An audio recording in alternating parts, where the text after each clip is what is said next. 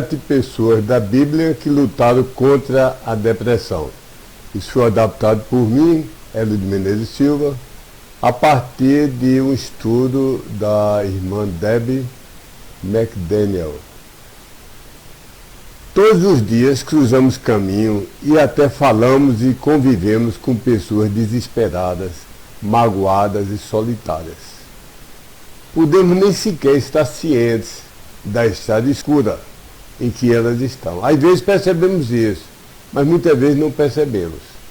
Talvez estejamos ocupados demais, preocupados demais ou sobrecarregados demais para notar. Para ser sincero, por muitos dias nós mesmos podemos ser essas pessoas desesperadas, magoadas, ansiosas, tristonhas, solitárias, abatidas. Pessoas que estamos apenas precisando de alguém que perceba nossa necessidade, diminua nossa velocidade, nos ensine a aliviar o pé do acelerador, tome tempo para nos ajudar e importe-se conosco. Embora a Bíblia não use a palavra depressão, isso tem algumas traduções não literais e em raros versos. A Bíblia é frequentemente, a depressão, é frequentemente referenciada por outras palavras semelhantes, como abatido, quebrantado de coração, perturbado, sentindo-se infeliz e miserável, desesperado, pranteando, chorando em lamentação, entre outras palavras.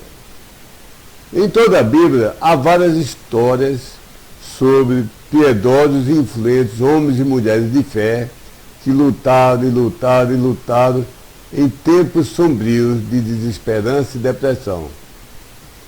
Ainda hoje, muitos de nós podemos nos encontrar lá, lutando contra a depressão. Mas não precisamos ficar presos lá, isso é, não precisamos ficar deprimidos. Há esperança. Então vamos ver 7 histórias da Bíblia que nos lembram que não estamos sozinhos em nossas batalhas. Nós, os crentes, os filhos de Deus, nunca estamos sozinhos em nossas batalhas. Primeira história, primeiro fato.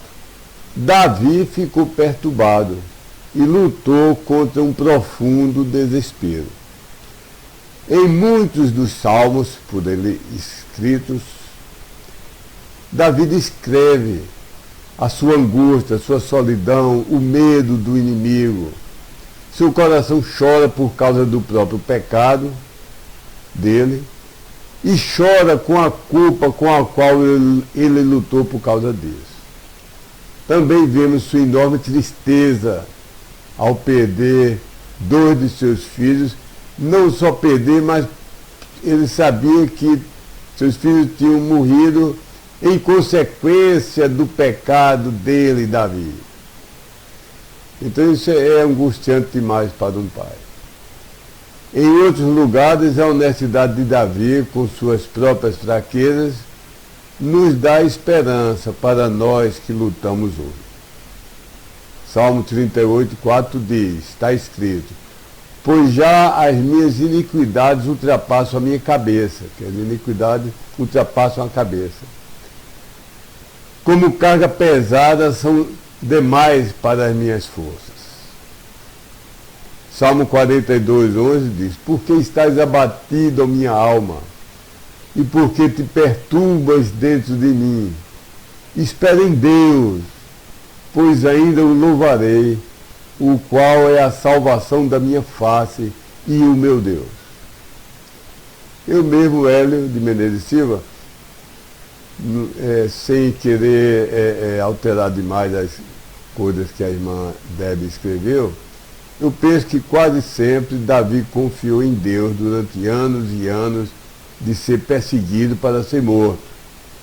E não teve grande crise de transtorno de ansiedade, nem síndrome de pânico, nem depressão profunda.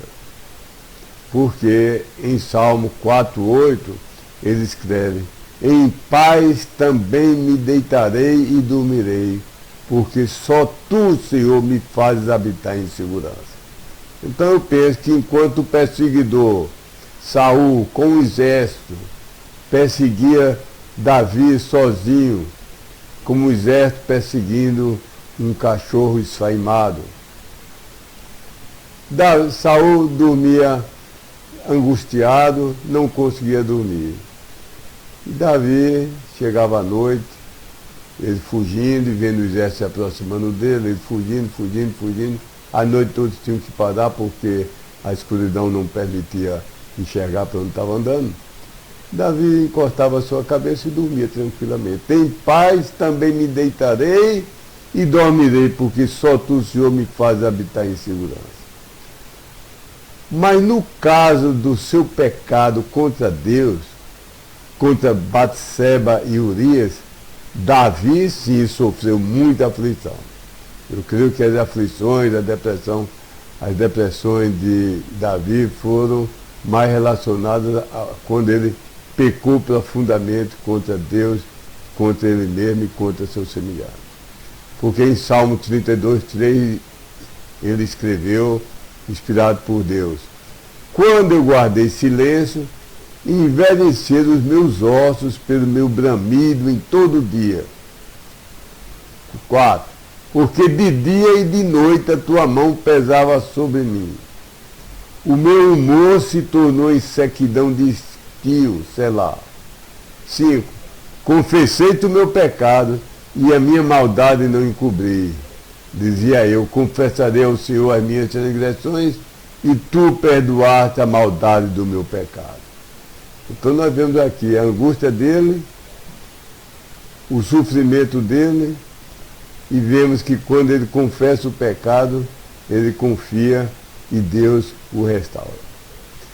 Somente Davi sarou quando ele, da sua doença, da sua depressão, da sua angústia, quando ele publicamente confessou seu pecado a Deus e lhe rendeu glória e justiça. Nós sabemos que o livro de Salmos é como um cantor cristão para os judeus. E ele escreveu um salmo que era cantado por todos e todos sabiam a confissão do pecado de Davi. Salmo 51, verso 1, começa dizendo: tem misericórdia de mim, ó Deus, segundo a tua benignidade. Apaga as minhas transgressões, segundo a multidão das tuas misericórdias. Verso 3: porque eu conheço as minhas transgressões, e o meu pecado está sempre diante de mim. Contra ti somente pequei, e fiz o que é mal à tua vista, para que seja justificado quando falares, e puro quando julgares. 5. Eis que a iniquidade foi formada, e em pecado me concebeu minha mãe. Verso 7. Purifica-me com hisopo e ficarei puro. Lava-me e ficarei mais branco do que a neve. Verso 8. Faze-me ouvir júbilo e alegria, para que goze os ossos que tu quebraste. Esconda a tua face dos meus pecados e apaga todas as minhas iniquidades. Cria em mim, verso 10. Cria em mim, ó Deus, um coração puro e renova em mim um espírito reto. 11. Não me lances fora da tua presença e não retires de mim o teu Espírito Santo. 12. Torna a dar-me a alegria da tua salvação. Não é torna a me dar a salvação que eu perdi. É a alegria. Torna a dar-me a alegria da tua salvação. Sustém-me com um espírito voluntário. Verso 14. Livra-me dos crimes de sangue, ó Deus, Deus da minha salvação, e a minha língua louvará altamente tua justiça. Então termina aqui minha citação, volto a ler as palavras da irmã Debbie. Então vimos aqui Davi, como ele venceu a angústia, a depressão dele, porque eram causadas por pecados dele. Segundo exemplo, não só Davi, mas Elias esteve desanimado, cansado e com medo. Após grandes vitórias espirituais sobre os 400 profetas de Baal, esse poderoso homem de Deus, isso é, Elias, temeu e correu fugindo para salvar sua vida. Fugiu para bastante longe e escondido das ameaças de Jezebel. E no deserto ele se sentou e orou: sentiu-se derrotado. Que coisa! Depois de vencer e eliminar 400 profetas de Baal, às vezes depois de grandes vitórias, vem grandes depressões e tristezas. E ele sentiu-se derrotado e desgastado. A Bíblia diz em 1 Reis 19:4: ele, porém, foi ao deserto, caminho de um dia, e foi sentar-se debaixo de um zimbro e pediu para si a morte. E disse: já basta, ó Senhor, toma agora a minha vida, pois eu não sou melhor do que meus pais. Agora falo eu, Hélio. Pense que os passos importantes para Elias sarar podem incluir o relacionado com as seguintes palavras nesse capítulo de 1 Reis 19. No verso 5 ele diz: deitou-se e dormiu. O sono é essencial à saúde e à produtividade. O sono é necessário para que se saia da depressão. Você tem que dormir. O homem precisa de 8 a 9 horas de sono sólido para ter as suas forças restauradas. Também ele disse que um anjo o tocou. Isso nem sempre nós vamos poder falar com um anjo, nem precisamos disso, que agora temos a palavra de Deus encerrada.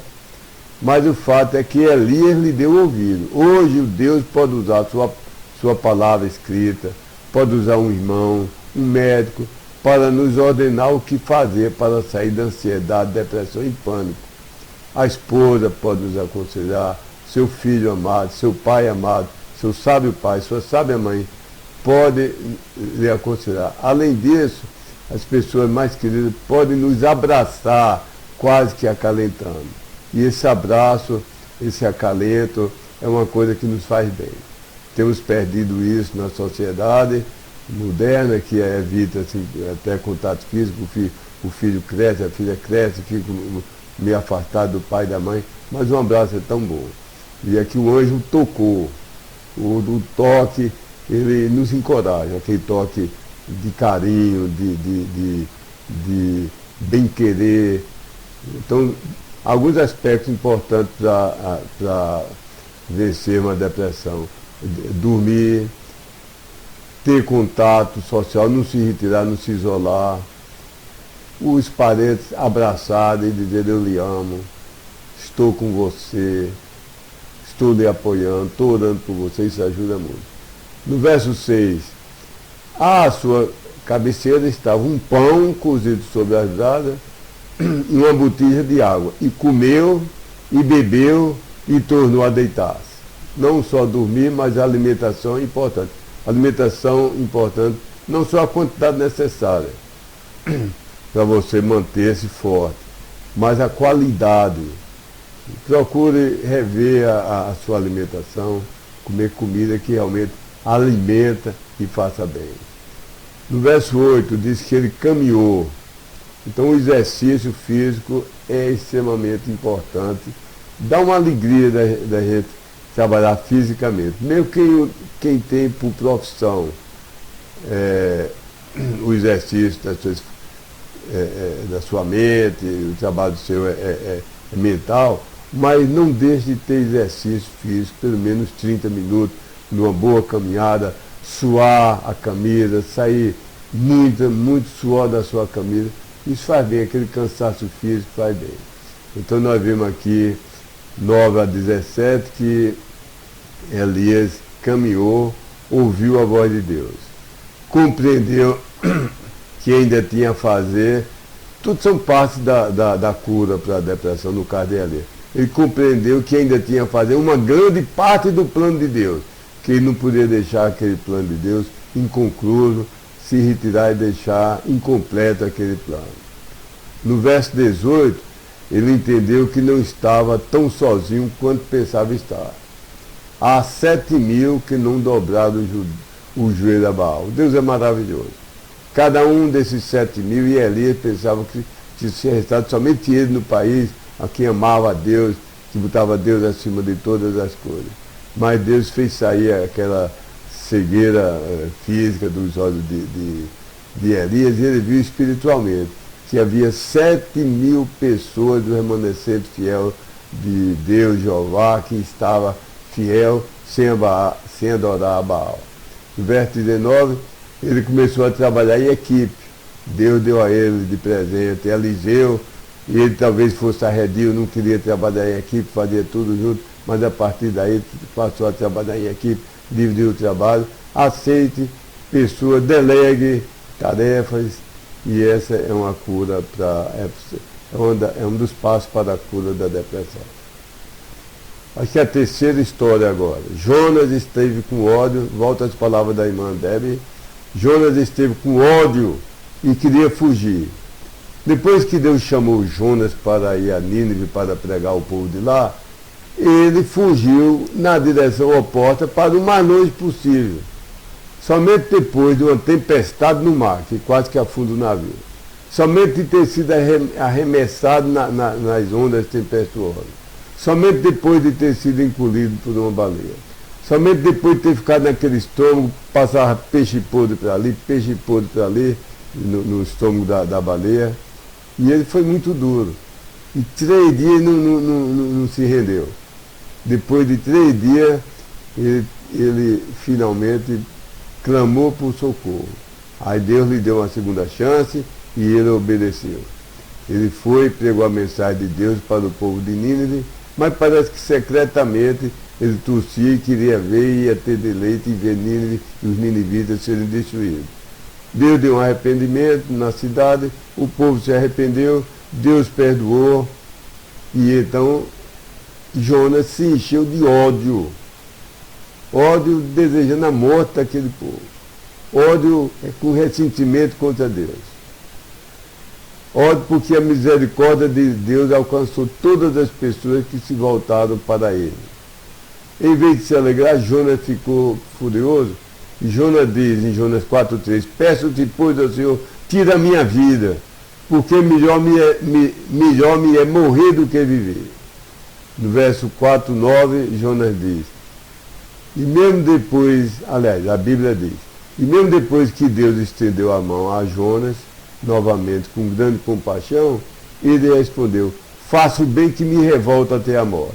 Então, Deus estendeu a mão com amor, com carinho para Jonas, e Jonas teimou, dizia: eu estou certo em estar revoltado, eu tenho razão de estar revoltado até a morte.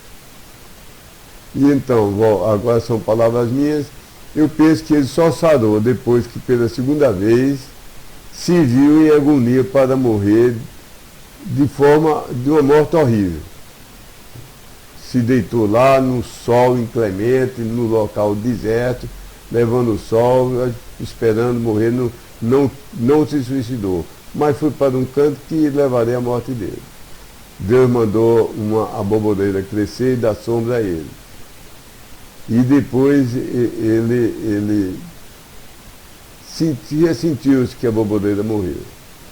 E ele viu, Deus mostrou e ele viu a loucura de ter mais compaixão dele, o pobrezinho, o profeta que ficou desmoralizado, porque pregou que o povo ia morrer e não morreu, e ele ficou com mais compaixão dele, e de uma aboboreira, um pé de abóbora bruta, selvagem, que ele ficou com mais compaixão do que compaixão para centenas de milhares de ninivitas. Nínive era uma cidade muito grande.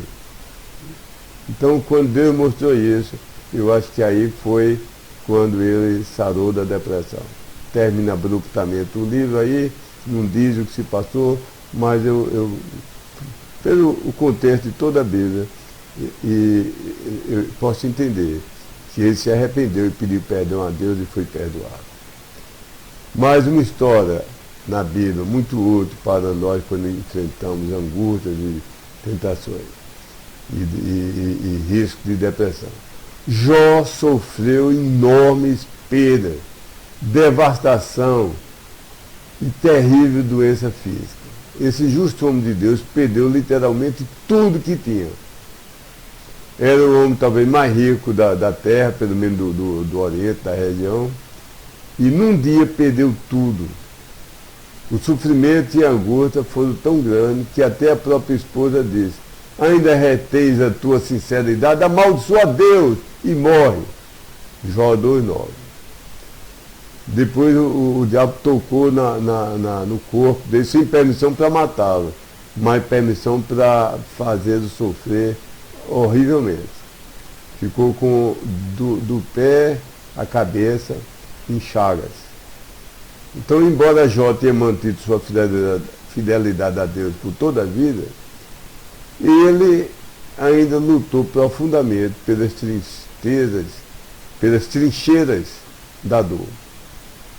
Em Jó 3,11 ele diz: porque eu não morri desde a madre, isso é, desde o útero da mãe, e em saindo do ventre não expirei. Jó 3,26 diz: nunca estive tranquilo, nem sosseguei, nem repousei, mas veio sobre mim a perturbação. Jó 10,1 diz: a minha alma tem tédio, tem horror, tem amargura contra a vida. Darei livre curso à minha queixa e falarei da amargura da minha alma. Jó 30, de 15 a 17, diz: sobrevieram-me pavores. 16. Derrama-se em mim a minha alma. Os dias da aflição se apoderaram de mim. 17. De noite se me traspassam os meus ossos e os meus nervos não descansam. Veja também 6,9, 7,4,6, 9,21, 10,1 e 18, 17, verso 1 e verso 7, 19, 13, 14 e 19. Então, em Jó 40, verso 2 e seguintes, Deus corrige a rebelião de Jó. Jó, no meio de tanto sofrimento, como que perde a paciência e mostra certa rebelião. E Deus corrige com as seguintes palavras em Jó 42. Porventura contender contra o Todo-Poderoso da sabedoria, quem argui assim a Deus, responda por isso. E eu penso que Jó só sarou depois que ele, primeiro, se arrependeu e glorificou a Deus em Jó 42, de 2 a 6. Depois que Deus mostrou a loucura, a insensatez de Jó, de qualquer homem que quer questionar Deus, Jó exclamou: bem sei que tudo podes e que nenhum dos teus propósitos pode ser impedido. Mais adiante, no verso 5, com o ouvido dos meus ouvidos ouvi, mas agora te veem os meus olhos. Por isso me abomino e me arrependo no pó e na cinza. B. Jó entendeu que tudo serviu, tudo que ocorreu com ele serviu para glorificar a Deus, mostrando a todos os seres angelicais, os anjos santos e os anjos caídos, e todos os homens de todos os tempos, que o verdadeiro crente serve a Deus não em busca de benefício, mas por gratidão e por causa de quem ele é. Ao final, Deus deu em dobro tudo que Jó tinha tido e deu paz, gozo e aprovação. Voltando à irmã dele. Moisés ficou triste pelo pecado do seu povo. Em seus sentimentos de ira e na traição por parte de seu próprio povo, Moisés, como líder, estava prestes a desistir. Quer dizer, eu não quero mais ser mais líder, eu não quero mais nada para servir a Deus, deixe rolar, eu lavo minha mão, não quero mais nada com isso. Ele desceu de sua experiência com Deus no topo da montanha, com as tábuas dos 10 mandamentos em mãos, apenas para encontrar os israelitas em completa imoralidade, caos e pecado. E seu clamor a Deus em favor deles, para Deus não destruí-los, foi desesperado.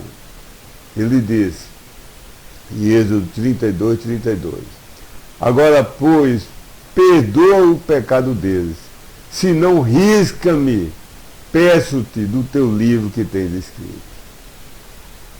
Foi uma coisa ousada, uma palavra ousada, um pouco insolente, dizendo, ou perdoa o pecado dele, ou então me risque do seu livro. Isso é semelhante ao que ocorreu, está descrito em número 11, de 11 a 15. Vou ler só as partes principais. Moisés disse ao Senhor, por que fizeste mal ao teu servo? E por que eu não achei graça aos teus olhos, visto que puseste sobre mim o cargo de todo esse povo? Moisés está lamentando contra Deus, reclamando, dizendo que Deus tinha dado uma tarefa pesada demais. No verso 14, aliás, no verso 15, Moisés diz, se assim fazes comigo, mata-me, peço-te, mata-me, se tenho achado graça aos teus olhos, e não me deixe ver o meu mal. Assim, em uma das passagens, agora falo eu, Moisés pode ter dado a impressão de ter se descontrolado em uma crise de raiva, coisa que pode ser efeito colateral da depressão e ansiedade. A depressão e ansiedade é pensar que a pessoa fica só passiva, dormindo, sem falar, sem estressar por nada, mas não, às vezes explodem em crises de ódio e de agressão às pessoas mais amadas da terra. Agredir, às vezes, com injustiça. Note que Moisés somente teve essa crise de raiva em defesa do Senhor ante Faraó, ou em defesa do Senhor ante os israelitas rebeldes, ou em defesa dos israelitas ante iminente severa punição por Deus e risco até de eliminação total do povo. Moisés, quando ele temeu que chegaria a Deus a extinguir o povo, ele reclamou, intercedeu, aliás. Agora, Moisés nunca, jamais defendeu a si mesmo, a sua própria honra, a sua própria autoridade pessoal. Por isso, Deus considerava Moisés um homem extremamente manso. E eu penso, por isso tudo, que Moisés sarou desse arrobo primeiro, e em contraste com Deus. Ele tinha uma coisa boa. Quando ele estava sem compreender Deus, ou estava amargurado, ao invés de ele se afastar, ele ia ao encontro de Deus. Segundo, ele sarou da sua depressão, da sua angústia, quando finalmente aceitou a solução de Deus. Nesse caso aqui, Deus dividiu os encargos de Moisés entre 70 homens delegados. Talvez até ali Moisés dizia, eu dou conta de tudo, e fazia o trabalho de 70 homens, julgando a todo Israel. Uma população grande. Só dos homens, se não estou enganado aqui, só de homens havia mais de 2 milhões de pessoas. Então, as brigazinhas de um vizinho com o outro, ele invadiu, tomou 10 centímetros do terreno da minha barraca, ele fez isso, fez barulho de noite, brigadinha, tudo vinha em cima. Moisés era um só para decidir tudo. E relutava, acho que gostava desse, mas estava acabando a saúde dele, deprimindo, por isso que ele se desesperou, foi reclamar de Deus. Deus, é como se tivesse dito, olha meu filho, quantas vezes eu lhe quis ajudar, você não pedia. Então, Moisés entendeu que era para o bem dele. E aceitou e delegou as coisas menores para aqueles 70 homens que Deus deu para que o ajudassem. Número 11, 16 e 17 diz, e disse o Senhor a Moisés, ajunta-me 70 homens dos anciãos de Israel. Verso 17, então eu descerei e ali falarei contigo, e tirarei do Espírito que está sobre ti, e o porei sobre eles, e contigo levarão a carga do povo, para que não a leve sozinho. Você está em depressão? Ajuda a dizer não, às vezes quando lhe pede uma tarefa que você não consegue fazer. Está levando já 10 pedras, alguém lhe pede para levar mais 3. Você diz, eu não posso. Aprenda a dizer não quando é necessário. E aceita ajuda, e peça ajuda. Voltando às palavras da irmã Deli. Jeremias lutou com uma grande solidão, sentimento de derrota e insegurança. Jeremias também foi conhecido como profeta que chorava. Sofreu de constante rejeição pelas pessoas que lhe amavam e buscavam. Deus o chamou para pregar, mas o proibiu de casar e de ter filhos. Ele morava sozinho, ministrava sozinho e era muito pobre, ridicularizado e rejeitado pelo seu povo. Mas no meio disso tudo, ele sempre demonstrou grande força e grande fé espiritual, e assim vemos sua honestidade enquanto lutava com o desespero e com um grande sentimento de fracasso. Ele diz em Jeremias 20:14, maldito o dia em que nasci, no 18, porque saí eu da madre para ver trabalho e tristeza e para que os meus dias se consumam na vergonha. Isso é semelhante, aqui falo eu, a Jeremias 11, 10-11, onde ele também diz, ai de mim, ó minha mãe, porque me deste a luz. Depois ele diz no verso 11, disse o Senhor, disse o Senhor, com certeza irá bem com o teu remanescente, com certeza. Bem no tempo da calamidade e no tempo da angústia, eu farei que o inimigo te dirija súplicas. Em ambas as passagens, o deprimido de Jeremias se queixa que preferia nunca ter nascido. E penso eu que Jeremias foi curado ao dar ouvidos à resposta de Deus, contendo a resposta de Deus. Primeiro, uma promessa de que ele não está sozinho. Quando Deus usa aqui a palavra remanescente, o teu remanescente, claramente ele expressa que havia um pequeno grupo de pessoas em Israel, não sei se 2%, se 1%, se 0,5%, mas que tinham ouvido a palavra de Deus pregada por Israel, por Jeremias, Jeremias, e que estava com ele, apoiava, era o remanescente fiel, que o acompanhava e apoiava. Isso está em Jeremias 15:11, que já foi lido. A repreensão de Deus também tinha uma repreensão bastante poderosa, completa, terminando com ameaça. Jeremias 15:19 diz, portanto assim diz o Senhor, se tu retornares, então te trarei novamente e estarás diante de mim. Se te apartares, e se apartares o precioso do vil, serás como a minha boca. Volte eles para ti, mas não voltes tu para eles. Então Deus dá uma promessa e de que muitos iam se arrepender e se voltar para Deus através de Jeremias, mas não era Jeremias que devia se acomodar e voltar até ele. E terceiro, Deus deu uma promessa de continuar a dar a Jeremias a mesma graça e proteção que ele deu desde o início.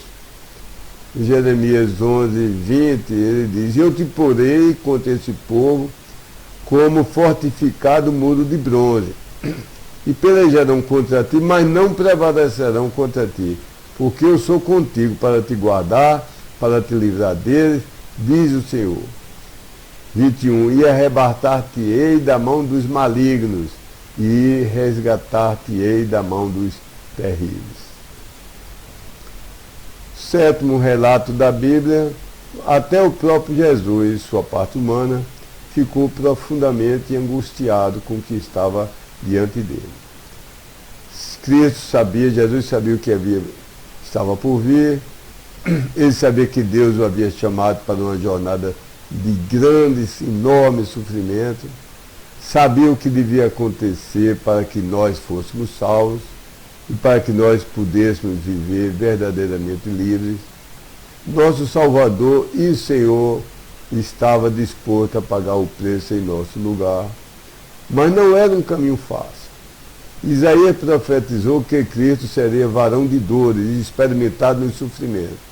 Podemos ter certeza de que em tudo que enfrentamos, Jesus entende nossa fraqueza e sofrimento, nossos maiores momentos de tentação e desespero, porque ele também percorreu esse caminho, com a única diferença que sem jamais pecar.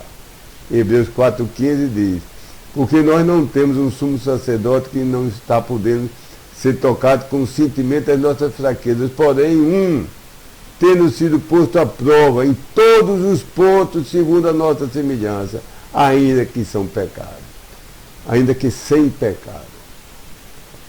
Então, tudo que nós passamos, Deus passou por um sofrimento 1000 vezes pior. Sendo Deus, sendo justo, nunca tendo pecado, não merecendo nenhum castigo, ele passou por todos os sofrimentos que nós podemos passar, num grau multiplicado por milhares de vezes. No jardim, através da noite, Jesus orou totalmente sozinho, expressando-se ao Pai, pedindo. É sempre uma pessoa compartilhar, levar aos outros as alegrias e as preocupações e as tristezas. Então Jesus orou expressando-se ao Pai, pedindo de outra maneira para não levar sobre si a podridão do nosso pecado. É dito assim, verso 34. E disse-lhes: a minha alma está profundamente triste até a morte, ficai aqui e vigiai. Verso 35. E tendo ido um pouco mais adiante, prostrou-se em terra e orou para que, se fosse possível, passasse dele aquela hora. Verso 36. E disse: Abba, Pai, todas as coisas te são possíveis. Afasta de mim esse cálice. Não seja, porém, o que eu quero, mas o que tu queres. A Bíblia diz que a angústia era tão grande que ele suava gotas de sangue. Sangue misturado com água, gotas de sangue saindo pelos poros da sua pele. Terminando essas histórias, o que é verdade sobre todas essas 7 histórias, há muitos mais na Bíblia, muitas outras na Bíblia, histórias de ansiedade, aflição, angústia, depressão. O que é verdade, o que é comum a todas essas histórias, Deus estava com eles, perto, vizinho. Deus sempre esteve perto, vizinho ao lado de todos eles. Nunca Deus se afastou de quem está com o filho dele em sofrimento. Nunca se afastou por um segundo, nunca a pessoa ficou sozinha. Salmo 34, 18 diz: perto está o Senhor dos que têm o coração quebrantado e salva os contritos de espírito. Ele estava lá nos dias bons e nos dias sombrios também. Ele não os condenou por seus questionamentos, suas perguntas, e pela dor, por expressar de dor. Deus não diz: se virem. Deus não diz: sejam fortes por vocês mesmos, endureçam até sair por si mesmo. Não. Ele estendeu-se até o mais profundo poço de sofrimento deles e ele os levantou para fora. Deus se importava e se importa. Deus mostra compaixão. Ele oferece misericórdia. Ele traz esperança. Ele instila um propósito. Ele dá a vitória. E ele ainda trabalha da mesma maneira hoje e sempre. A maior verdade é essa. Temos um Salvador que entende a nossa dor, que conhece todas as fraquezas e mágoas que nós podemos vir a ter. E um Salvador que se estende, se estira, se move até nos alcançar. Ele vem ao nosso encontro, com compaixão, a mão estendida, com compaixão e esperança. Ele é o que cura, ele é o Redentor, ele é o que redime, ele é o restaurador, ele é o amigo, mais fiel do que qualquer irmão. Ele nunca desperdiçará as estações de sofrimento que enfrentamos, mas as utilizará de alguma maneira para trazer bem, para incutir propósito, para ajudar-nos e aos outros e nos fortalecer. E todas as coisas, depois nós diremos na eternidade, contribuem juntamente para os que amam a Deus, que foram chamados pelo seu propósito. A ajuda está disponível. Não sinta a necessidade de tentar esconder sua dor, de lutar através da depressão sozinho e isolado. Procure a ajuda de Deus e a terá. Também nesse meio tempo, converse, estenda-se, abra-se para os verdadeiros amigos, para os mais sábios conselheiros e procure tratamento e cuidados profissionais se for necessário. Às vezes há um desequilíbrio químico, ou nutricional, ou hormonal, e profissionais sérios, de preferência médicos crentes, que creiam na Bíblia, poderão lhe ajudar. Se você se encontra hoje em lugares escuros, saiba que não está sozinho, nunca está sozinho. Deus conhece o seu caminho, está sempre com você e ainda tem coisas muito boas reservadas para você como crente. Nota, se você ou algum ente querido estiver lutando com pensamento e tendência suicida, peça ajuda. Não tente encarar isso sozinho, não deixe outra pessoa que esteja com essa tendência encare isso sozinho. Há esperança e cura, e há muitos que irão viajar com você ou com essa pessoa sendo assim tentada nessa provação para lhe ajudar. Deus lhe abençoe. Foi escrito por Debbie McDaniel, que é esposa de um pastor. Deus lhe abençoe, meu irmão e meu amigo.